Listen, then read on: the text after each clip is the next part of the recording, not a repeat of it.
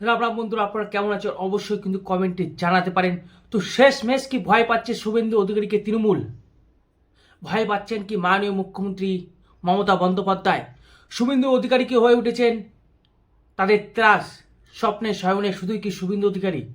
তাই কি তার উপর কাল কোচবিহারে প্রাণঘাতী হামলা করা হলো?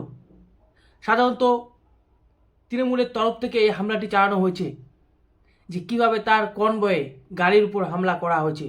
যদি বুলেট প্রুফ গাড়ি না থাকতো তাহলে কালকে হয়তো তার জীবনের শেষ দিন হতে পারতো তার প্রাণহানিও। এবং যারা হামলা করেছে শুভেন্দু অধিকারীর দাবি করছেন তারা কেউ পশ্চিমবঙ্গের বাসিন্দা নয় বা ভারতীয় নয়, তারা সবাই বাংলাদেশের রোহিঙ্গা। কি বলবেন বন্ধুরা? যে অ্যাকচুয়ালি যদি হামলাটা হয়ে থাকে, যদি যারা করেছে তারা অ্যাকচুয়ালি কারা, তাদের কি পরিচয়, সেই নিয়ে কিন্তু একটা প্রশ্ন উঠেছে। এবং আরেকটি প্রশ্ন উঠেছে, কারণ শুভেন্দু অধিকারীকে পারমিশন দিয়েছিলেন কলকাতা হাইকোর্ট, তাহলে তৃণমূল কার্যত এখানে কলকাতা হাইকোর্টের পারমিশনকেও বুড়ো আঙুল দেখালো। এবং আরেকটি যে প্রশ্নটি উঠেছে, যে তৃণমূল কংগ্রেস যে মিছিলটি করছিল সেই মিছিলের কি কোনো পারমিশন ছিল? কিন্তু কার্যত শোনা যাচ্ছে না, সেই মিছিলের কোনো পারমিশন ছিল না, তৃণমূল ইচ্ছা করে এই ঘটনাটি ঘটিয়েছে।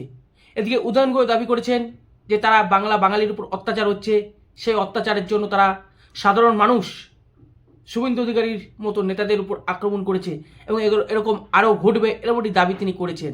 কিন্তু এখানে আরেকটি প্রশ্ন উঠেছে, যদি বাঙালির উপর যদি অত্যাচার হবে, যদি সাধারণ মানুষের যদি মিছিল হবে, তাহলে সেখানে তৃণমূলের পতাকা কী করছিল? আর যাদেরকে উদানগু মনে করছেন যে বাঙালির, তারা কি আদৌ বাঙালির লোক বা ভারতবর্ষের লোক, না ওই অবৈধ বাংলাদেশিদের বাঁচানোর একটা চেষ্টা, নাকি তাদের দুর্নীতি ঢাকার জন্য আর একটা বড় চেষ্টা? কারণ আপনাদের একটু জানিয়ে দিই, এই তৃণমূলের আমলেই পশ্চিমবাংলা থেকে 6,765টা কোম্পানি তালা বন্ধ করে দিয়ে পালিয়েছে। তো সেই সমস্ত দুর্নীতি এত উন্নতি করেছে পশ্চিমবঙ্গের, তো সেই সমস্ত উন্নতিকে ঢাকতেই এই সমস্ত খেলা খেলছে তৃণমূল কংগ্রেস। আগে শুভেন্দু অধিকারীর উপর যে হামলাটা হলো, সাংঘাতিক মানে প্ল্যান মাফিক, কীভাবে রোহিঙ্গা মুসলিমের দ্বারা আক্রান্ত হলেন, একবার ভিডিওটি ভালো করে দেখুন এবং আপনারাই বিচার করে দেখবেন যে এরা কি আদৌ কোচবিহারের বাসিন্দা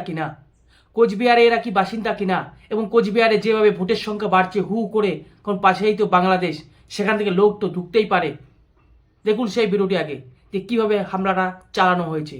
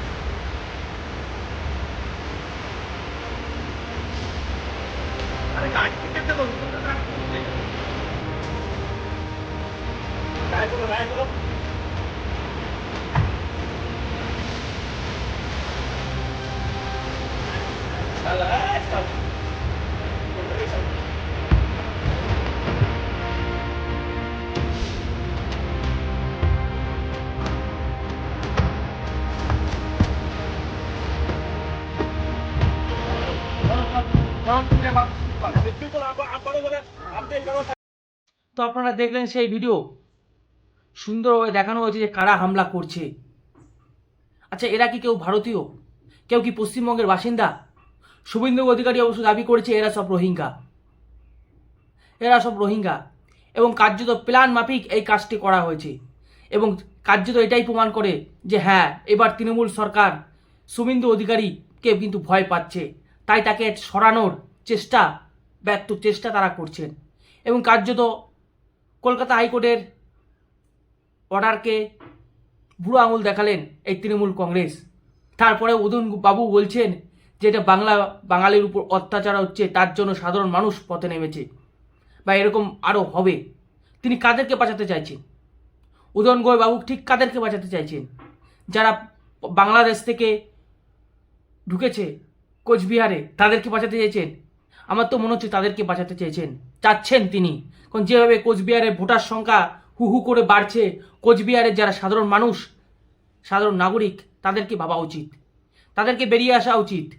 যেভাবে ডেমোগ্রাফি পাল্টানোর একটা চক্রান্ত করছে এই তৃণমূল কংগ্রেস বা উদয়ন বাবুর মতো নেতারা, তাদের বেরিয়ে আসা উচিত, তাদের বেরিয়ে আসা উচিত। কারণ এই কার্যত এসআইয়ের যাতে না হতে হয় বা না করতে পারে, সে একটা মিথ্যা চেষ্টা তারা কিন্তু করে যাচ্ছে। এই সমস্ত খেলা হচ্ছে কিন্তু ওই 2026 ভোটকে মাথায় রেখে।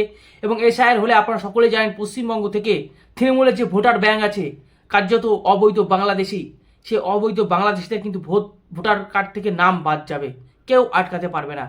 কিন্তু এখানে আমি বলে দিই আরেকটি কথা, এখান থেকে একটি বাঙালি হিন্দুদের নামও কিন্তু বাদ যাবে না। কারণ যে সমস্ত হিন্দুরা বাংলাদেশ থেকে এসেছেন, সেই সমস্ত হিন্দুরা আপনাদের ধর্মীয় কারণে এসেছেন, এবং সেই সমস্ত হিন্দু ভাইদের কিন্তু ভারতবর্ষে নাগরিক দেওয়া হবে। তারা কিন্তু কোনো অবৈধ নয়, কিন্তু যে সমস্ত সংখ্যালঘু ভাইরা বাংলাদেশ থেকে এসেছেন, তাদেরকে কিন্তু নাগরিকত্ব দেওয়া হবে না। আর এনারাই হচ্ছেন কার্যত তৃণমূলের ভোটার, যারা কার্যত আধার কার্ড, প্যান কার্ড, মানে ভোটার কার্ড তৈরি করে দেওয়া হয়েছে যাদেরকে তৃণমূলের মাধ্যমে। তাই ভয় পাচ্ছেন মাননীয় মুখ্যমন্ত্রী, তাই বারবার শুভেন্দু অধিকারীর উপর হামলা। দেখলেন ভিডিওটি। এরপরের যে ঘটনাটি ঘটেছে আমি একটু বলে দিই। এর পরের ঘটনাটি হলো, শুভেন্দু অধিকারী কী দাবি করছেন? শুভেন্দু অধিকারী দাবি করছেন যে এগুলি সবই বাংলাদেশি রোহিঙ্গা। কি বলছেন তিনি ছোট্ট করে একবার শুনে নিন। এবং উদয়ন গুহকে ডাইরেক্টলি চ্যালেঞ্জ করেছে। শুনুন সেই ভিডিওটি, দেখুন। संपर्क है ये हुआ, जानलेवा हमला किया। यस्टरडे ममता बनर्जी का भतीजा अभिषेक बनर्जी का सास, कुचबिहार का नोटोरियस क्रिमिनल उदयन गुहा और वहां का डिस्ट्रिक्ट प्रेसिडेंट मीटिंग करके सब तैयारी किया। और जो 1500 क्रिमिनल को ये लोग यूज किया, इसमें 80% बांग्लादेशी मुसलमान और रोहिंगा था। इसलिए इस तरीके से पश्चिम बंगाल को बांग्लास्थान बनाना जाए और एक्सट्रीमिस्ट फोर्स, जिहादी, खूंखार आतंकवादी इस पूरा प्रदेश के खास करके 9 जो साटे हुए एरिया है, जहां डेमोग्राफी ऑलरेडी चेंज कर दिया, जहां 28-30% से ज्यादा पिछले 10 साल में वोटर एनहेंस हुआ, ये किया है। ये बड़ा साजिश था। मैं मेरा कॉलीग ऋषि प्रामाणिक के ऊपर आभारी हूं। उन्होंने नॉर्मल रेंटल कार छोड़ के कुचबिहार बॉर्डर से मुझे बुलेट प्रूफ कार में जाने के लिए एक तरीके से मजबूर किया। इसलिए मैं और निशित जी, हम सब बाल बांच गया। सर, ये क्या गहरी साजिश था? सर, ये क्या गहरी साजिश था कोई आपको हटाने के लिए? मुझे नहीं, ये लोग नरेंद्र मोदी जी का हर सिपाही को बंगाल में खत्म करना चाहता है। 2021 विधानसभा चुनाव से लेकर आज तक কোচবিহার का जितना भी राष्ट्र। তো শুনলেন শুভেন্দু অধিকারী কি বললেন, যে এরা সব রোহিঙ্গা মুসলিম, এবং সাধারণত ওই উদয়ন গুহের নেতৃত্বে এবং আমাদের রাজ্যের তৃণমূলের নেতৃত্বে শুভেন্দু অধিকারীকে একটি মারার চক্রান্ত করা হয়েছিল এবং তিনি অভিযোগ তুলছেন এগুলো সবই রোহিঙ্গা মুসলিম যাদেরকে তৃণমূল সরকার ঢুকিয়েছেন। দেখুন, সেটা হচ্ছে তদন্ত সাপেক্ষ, সেটা তদন্ত করলে তো বেরিয়ে আসবে কে কে, সেটা আমি বলতে পারছি না এখানে। কিন্তু আমি যে কথাটা বলবো এরপরে, যে 41 জনের নামে কিন্তু এফআইআর দায়ের হয়েছে এবং প্রধান হেড লিস্টে আছে উদয়ন গুহ। কারণ উদয়ন গুহর বিরুদ্ধে অভিযোগ যে তিনি এই রোহিঙ্গা মুসলিমদের একত্রিত করে শুভেন্দু অধিকারীর উপর হামলা চালিয়েছেন এবং তিনি কার্যত ভয় পাচ্ছেন যে 2026-এ রাষ্ট্রপতি শাসন দ্বারা যদি ভোট যদি না হয় তাহলে একটাও হিন্দু লোক আদৌ কি ভোট দিতে পারবেন, এই একটা প্রশ্ন কিন্তু তুলেছেন। কিন্তু এরপরে আমি একটু জানিয়ে দিই আপনাদের, এই ঘটনা সঙ্গে সঙ্গে জানার পর স্বরাষ্ট্রমন্ত্রীর থেকে ফোন আসে, মানে অমিত শাহজি ফোন করেন এবং শুভেন্দু অধিকারীকে ফোনে পাননি, তারপরে তিনি নিশীথ প্রামাণিককে ফোন করেন, তারপরে আবার বিকেলবেলায় কিন্তু যেটা জানা যাচ্ছে যে শুভেন্দু অধিকারীকে ফোন করা হয় এবং কার্যত আরেকটি খবর যেটা জানা যাচ্ছে এরপর থেকে যে একটি নির্দেশ এসছে যে শুভেন্দু অধিকারীর সঙ্গে যে গার্ড থাকে সেন্ট্রাল ফোর্সের, এরপর থেকে গাড়ি ঘেরাও হলে সেই গার্ডগুলো কিন্তু তৎক্ষণাৎ অ্যাক্টিভ হয়ে যাবে। এছাড়া যেটা জানা যাচ্ছে যে এরপরে যদি আবার যদি শুভেন্দু অধিকারীর গাড়ি যদি ঘেরাও করা হয় তাহলে কিন্তু বিএসএফ মোতায়েন হতে পারে রাজ্যে। কিন্তু এই জিনিসটা হওয়ার পর আরেকটা জিনিস যেটা ফুটে উঠেছে, বিজেপির যে একাট্টা হয়েছে, কারণ এর প্রতিবাদে বিজেপি জেলায় জেলায় কিন্তু বিক্ষোভ চালিয়েছে, আপনারা দেখেছেন সেই ভিডিও। এখান থেকে প্রমাণিত হলো হ্যাঁ যে শুভেন্দু অধিকারী ঠিক বিজেপির জন্য কত বড় একটি নেতা এবং এই ঘটনা ঘটার পর সমস্ত বাংলার বিজেপি বা বঙ্গ বিজেপি পুরোপুরি কিন্তু একাট্টা হয়ে গেছে এবং তারা কিন্তু বেরিয়ে এসছে এর প্রতিবাদ করার জন্য।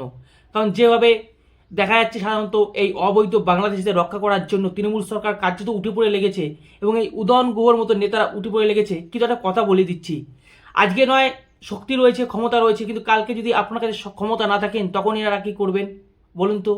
তখন এনারা কী করবেন? এই যে পথটি দেখালেন তৃণমূল কংগ্রেস বা উদয়ন গুহে বাবু, এরপর যদি তৃণমূলের কোনো নেতা কোনো জেলায় যায় তার সঙ্গে যদি এই ঘটনাটি ঘটে, সেটা আমি কোনো অবাক হব না।